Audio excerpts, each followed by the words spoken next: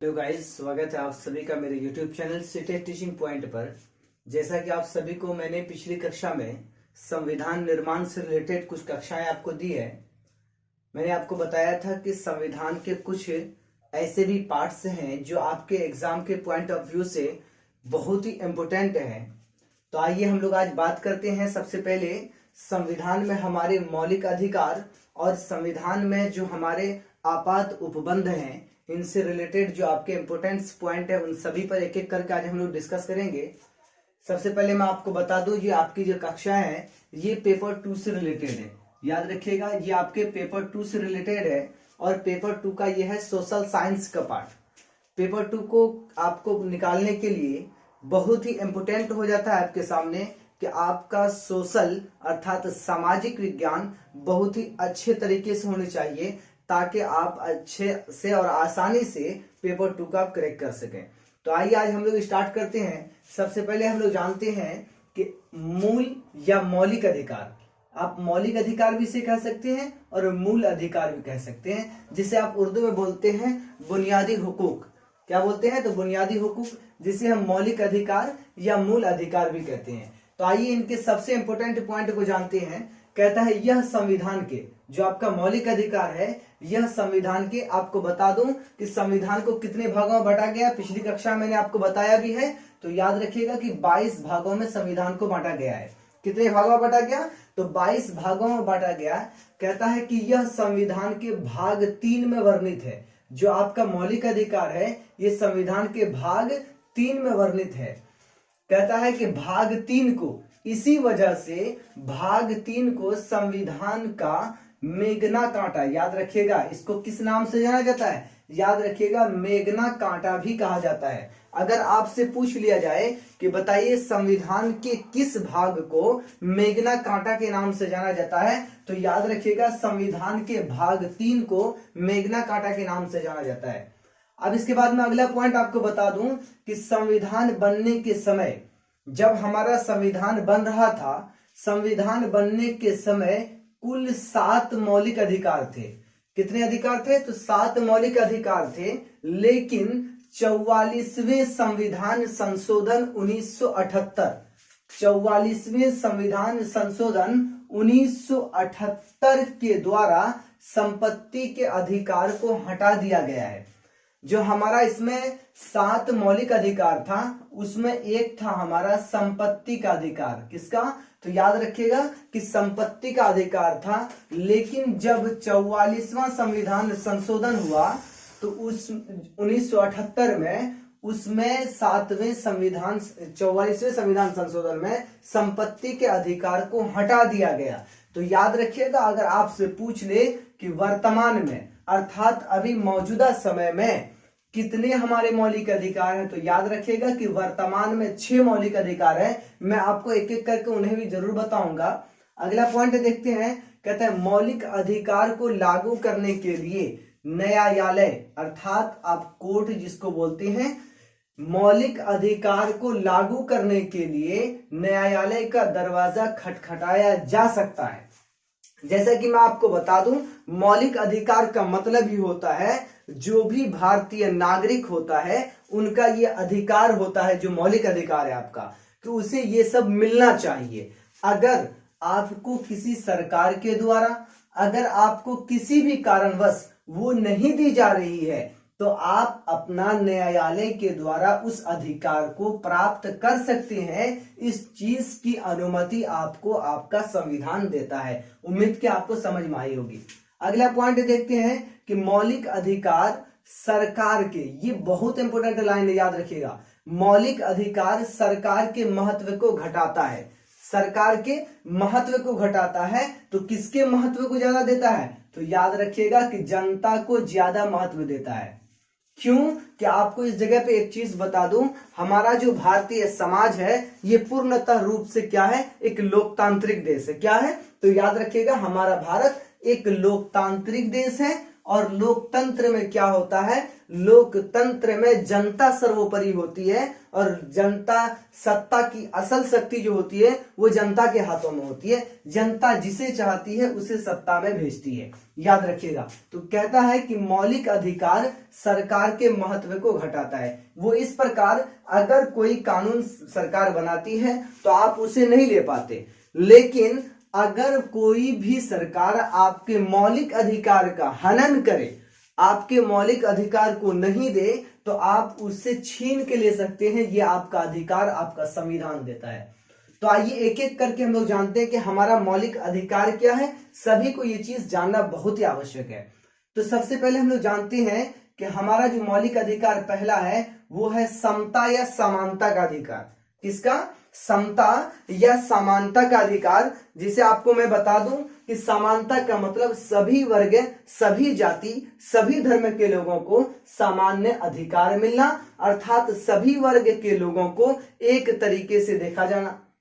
और दूसरा पॉइंट आप याद रखिएगा, दूसरा है आपका स्वतंत्रता का अधिकार, अर्थात स्वतंत्रता की मतलब हुई आजादी, कि कोई भी व्यक्ति, जो भी भारतीय नागरिक है, वो किसी भी सरकार के अधीन नहीं है, किसी भी बड़े पूंजीपति के अधीन नहीं है, ये याद रखिएगा। और तीसरा है आपका धार्मिक स्वतंत्रता।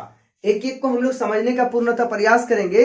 धार्मिक स्वतंत्रता की अगर बात कर लें तो धार्मिक स्वतंत्रता, जैसे हमारा भारत लोकतंत्र है, यहाँ पर हिंदू भी पाए जाते हैं, यहाँ पर मुस्लिम, सिख, ईसाई अर्थात अलग अलग धर्म के लोग पाए जाते हैं। तो आपको बता दूं, ये धार्मिक स्वतंत्रता का अधिकार है, अर्थात इसके कहने का मतलब है कि सभी धर्म के लोग, हिंदू, मुस्लिम, सिख, ईसाई, सभी धर्म के लोग अपने अपने धर्म का प्रचार प्रसार, अपने धर्म की मान्यताएं, अपने धार्मिक आस्थाओं का मान्यता ये कर सकता है। ये अधिकार आपको कौन देता है? संविधान का मौलिक अधिकार। याद रखिए, अगर कोई व्यक्ति अगर आपसे कहे कि आप पूजा नहीं कर सकते, अगर आपसे कोई कहे कि आप इबादत नहीं कर सकते, तो आप उससे डायरेक्ट कह सकते हैं कि आप हमें मना नहीं कर सकते, क्योंकि ये अधिकार हमें हमारा संविधान देता है कि हम अपने धर्म की प्रचार प्रसार करें। ये धार्मिक स्वतंत्रता हमारा संविधान देता है। आइए पांचवा जानते हैं, संस्कृति एवं शिक्षा संबंधी अधिकार। क्या? तो याद रखिएगा कि संस्कृति एवं शिक्षा संबंधी अधिकार, मैं बता दूं, हिंदू भाइयों की रीति रिवाज अलग होती है, मुस्लिमों की रीति रिवाज अलग होती है, क्रिश्चियन की रीति रिवाज अलग होती है। तो ये सभी का अपने अपनी आस्थाएं हैं। किसी का आपको बता दूं कि किसी की धार्मिक किताबें अलग हैं, उनका भी शिक्षा वो ग्रहण कर सकता है। आपको बता दूं उसकी रीति रिवाज, उसकी सभ्यता, उसकी परंपरा अलग है, वो अपने परंपराओं पर चल सकता है। इसका अधिकार हमें हमारा संविधान देता है। अब इसके बाद बात कर लेते हैं हम लोग संवैधानिक उपचारों का अधिकार। संवैधानिक उपचारों का अधिकार के अर्थात संविधान में जो हमारी बातें कही गई है, संविधान जो निर्माण किया गया है, संविधान में हमारे किस किस अधिकार को दिए गए हैं, हम संविधान के आधार पर अपने सारे अधिकार को प्राप्त कर सके, ये हमारा संविधान कहता है। आइए हम लोग अब इस जानते हैं कि ये जो हमारे मौलिक अधिकार हैं, ये संविधान के अनुच्छेद, मैंने आपको पहले भी बताया था संविधान में कितने अनुच्छेद हैं, तो याद रखिएगा कि संविधान में 395 अनुच्छेद हैं, याद रखिएगा, और 22 भाग हैं। और मैंने आपको बताया था कि ये 8 अनुसूचियां थी जब इसका निर्माण हुआ, अभी वर्तमान में 12 अनुसूचियां हैं, याद रखिएगा। आपसे पूछ ले संविधान में अनुसूचियां कितनी है वर्तमान में, तो 12, निर्माण के समय तो 8। अगर आपसे पूछ ले कि भाग कितने हैं, तो 22, और अनुच्छेद कितने हैं, तो 395, याद रखिएगा। अब एक एक करके हम लोग बात करते हैं कि जो हमारा समानता या समता का अधिकार है, ये अनुच्छेद किसमें दर्शाया गया है, तो याद रखिएगा कि 14 से 18 अनुच्छेद में हमारे समानता के अधिकार को क्या किया गया है, लिखा गया है। अब इसकी बात कर लें स्वतंत्रता का अधिकार, ये अनुच्छेद 19 से 22 में है। अब उसके बाद जान ले कि शोषण के विरुद्ध का अधिकार, इस पॉइंट को मैंने शायद डिफाइन नहीं किया। शोषण के विरुद्ध अर्थात किसी भी, या आपकी बात कर लें गरीब तबके के लोग हो या किसी भी निचली जाति का लोग हो, उन पर आप किसी भी तरीके का उसका शोषण नहीं कर सकते। अर्थात अगर वो निचली जाति का है तो आप उससे जो है जबरदस्ती किसी कार्य को नहीं करा सकते या उसके किसी अधिकार का हनन नहीं कर सकते। ये होता है शोषण। तो शोषण के विरुद्ध का अधिकार आपका किसमें है? तो याद रखिएगा कि 23 से 24 अनुच्छेद में है।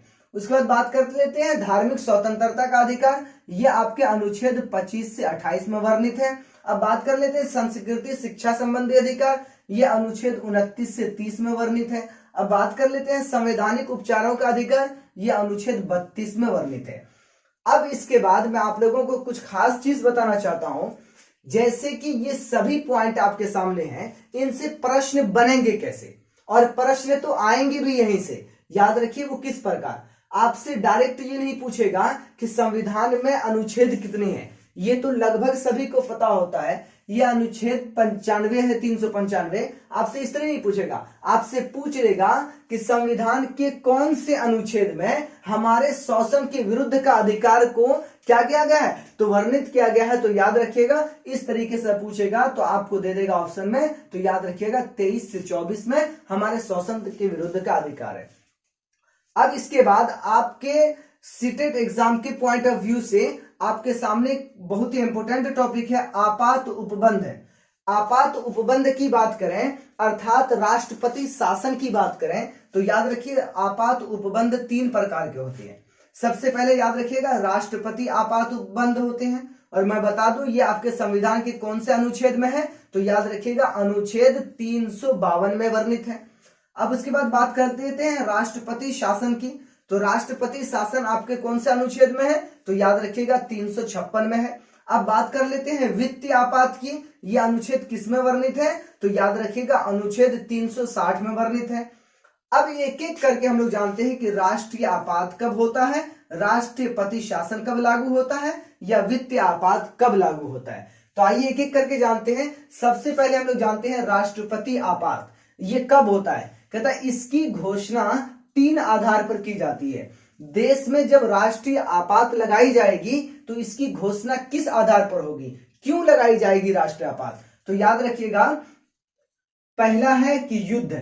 कहने का मतलब कि युद्ध अगर किसी दूसरे या अपने देश में भी हो जाए, या जिसको आप बोल लिया जाए कि सांप्रदायिक दंगा हो गया, या दूसरा चीज आप जान लें कि बाहरी आक्रमण अर्थात किसी दूसरे विदेशी लोगों के द्वारा हमारे देश पर आक्रमण, या शस्त्र विद्रोह। कहने का मतलब कि जो हमारे देश की सेनाएं होती है या देश में किसी तरीके से हड़कंप बच गया और देश की जो स्थिति हो गई बिल्कुल नाजुक सी हो गई। इन तीनों स्थिति में याद रखिएगा युद्ध, बाहरी आक्रमण और शस्त्र विद्रोह, इन तीनों परिस्थिति के आने पर आपका क्या होता है, राष्ट्रपति आपात लगता है। याद रखिएगा।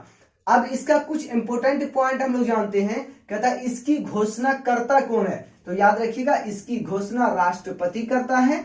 इसे लागू होने के बाद जो आपका जो भारतीय समाज है और कोई भी है तो राज्य में बटा हुआ है, तो कहता है कि राष्ट्रपति करता है, और इसके लागू होने के बाद राज्य जो सरकार होती है उस सरकार की शक्ति क्या हो जाती है, खत्म हो जाती है। उसमें किसी भी स्टेट की सरकार को उनको सरकार का दर्जा नहीं रहता, उसकी शक्ति खत्म हो जाती है।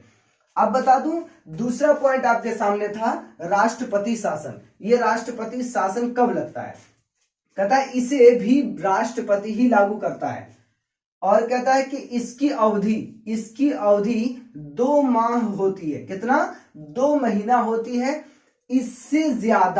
इससे अधिक के लिए संसद से अनुमति लेनी पड़ती है। अर्थात आपके क्षेत्र के जो भी संसद होते हैं अगर वहां पर राष्ट्रपति शासन लग चुका और वहां वो मामला तो वहां का सही नहीं हुआ, तो उसके बाद अगर उसको बढ़ाना होता है तो वहां के स्थानीय जो सांसदगण होते हैं उनसे अनुमति प्राप्त करनी होती है, और ये अधिक से अधिक 6 महीने के लिए लगाया जा सकता है। याद रखिएगा। अब उसके बाद इसका कुछ इंपोर्टेंट पॉइंट को जानते हैं। कहता है सर्वप्रथम, अगर आपसे पूछ ले, ये आपके एग्जाम के पॉइंट ऑफ व्यू से थोड़ा इंपोर्टेंट लग रहा है, अगर आपसे पूछ ले कि सर्वप्रथम राष्ट्रपति शासन कहां लगा था, तो याद रखिएगा कि सर्वप्रथम राष्ट्रपति शासन 20 जुलाई 1951 ईस्वी को पंजाब में लगा था। याद रखिएगा कि 20 जुलाई 1951 ईस्वी को पंजाब में लगा था सबसे पहले राष्ट्रपति शासन। अगर आपसे पूछ ले कि राष्ट्रपति सबसे लंबा राष्ट्रपति शासन अर्थात अधिक अवधि वाला राष्ट्रपति शासन किस राज्य में लगा, तो याद रखिएगा कि सबसे लंबा राष्ट्रपति शासन 1990 से 1996 तक अर्थात 6 वर्ष के लिए कहां पर लगा था, तो याद रखिएगा आपके जम्मू कश्मीर में लगा था सबसे लंबा राष्ट्रपति शासन। अगर क्वेश्चन पूछ ले कि जम्मू कश्मीर में राष्ट्रपति शासन कितने वर्ष के लिए लगा, तो 6 वर्ष के लिए लगा। कितने वर्ष से कितने वर्ष तक लगा, तो याद रखिएगा कि 1990 से 1996 तक जम्मू कश्मीर में राष्ट्रपति शासन लगा रहा। उम्मीद कि आप लोगों को यह समझ में आया होगा। अब इसके बाद बात कर लेते हैं वित्तीय आपात।